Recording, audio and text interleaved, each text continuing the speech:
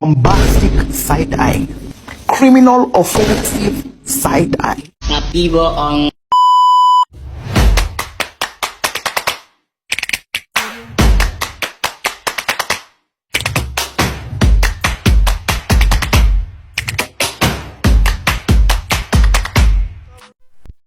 Halo, selamat siang. Perkenalkan, nama saya Rani Ramadhani, NIM 2023-65007. Saya Margareta Pratakein dengan NIM 2023-65008. Saya Evi Nurmala Pahmuta Gaul dengan NIM 2023-65009. Di sini kami akan mempresentasikan hasil kerja kelompok kami, yaitu tentang apa itu interaksi manusia komputer. Mari kita simak video berikut ini.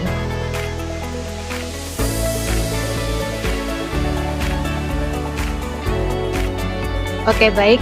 Di sini kita akan memaparkan beberapa materi tentang interaksi manusia komputer. Langsung saja. Yang pertama yaitu latar belakang. Interaksi manusia dan komputer, atau biasa disebut dengan IMK, adalah sebuah disiplin ilmu yang mempelajari bagaimana mendesain, mengevaluasi, dan mengimplementasikan sistem komputer interaktif sehingga dapat digunakan oleh manusia dengan mudah dan efektif.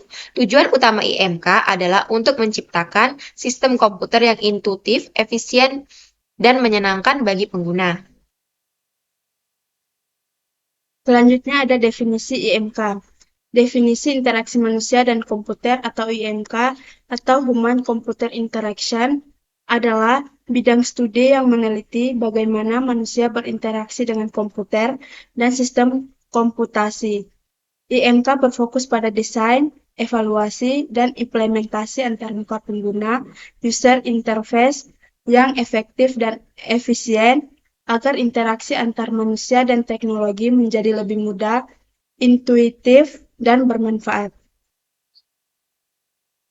Di sini juga ada komponen utama IMK. Komponen utama IMK adalah manusia, komputer, dan interaksi. Manusia bertindak sebagai pengguna sistem yang menggunakan inderanya untuk mengoperasikan komputer.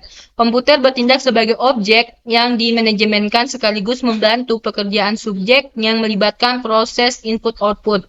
Interaksi komputer, komunikasi dua arah antara manusia dan sistem operasi.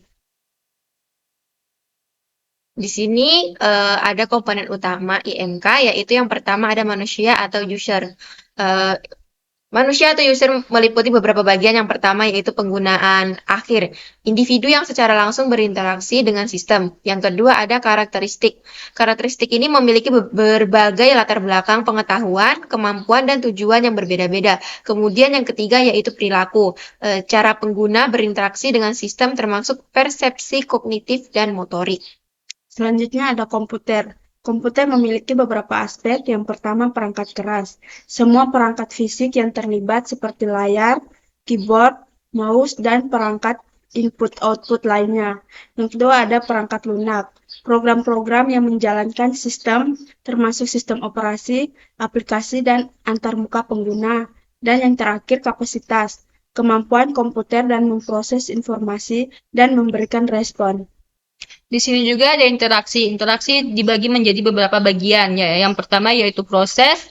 Proses meliputi cara manusia dan komputer saling berkomunikasi dan bertukar informasi. Yang kedua yaitu antarmuka. Antarmuka meliputi bagian dari sistem yang memungkinkan interaksi langsung antara pengguna dan komputer. Yang ketiga dialog. Dialog meliputi percakapan antara pengguna dan sistem, termasuk perintah, respon, dan umpan balik. Di sini juga sejarah IMK. Sejarah IMK dimulai sejak awal perkembangan komputer modern pada tahun 1940-an dan 1950-an. Awal mula IMK pada masa awal komputer modern, komputer sangat sulit digunakan dan hanya diakses oleh segelintir orang, seperti ilmuwan dan ahli teknik. Komputer pada waktu itu merupakan mesin yang sangat mahal dan besar, sehingga hanya digunakan di lingkungan tertentu.